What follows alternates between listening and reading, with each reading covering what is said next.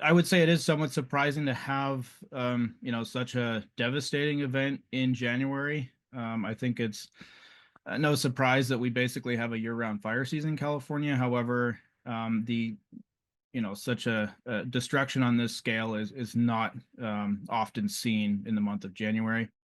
The obvious impact of climate change in this situation is that the average number of days per year where the vegetation is very available for fire has doubled since the 80s.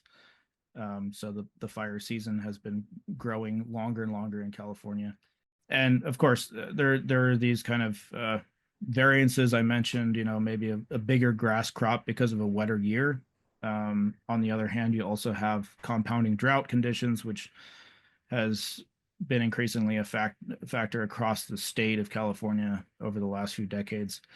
Um, Warmer or drier winters, and followed by hotter and drier summers, and eventually you have a compounding effect where you do see much more extreme fire behavior at different times of the year that you wouldn't have, whether it's in December or January. One of the really dangerous effects of the Santa Ana winds is this drying effect, and it dries the vegetation out.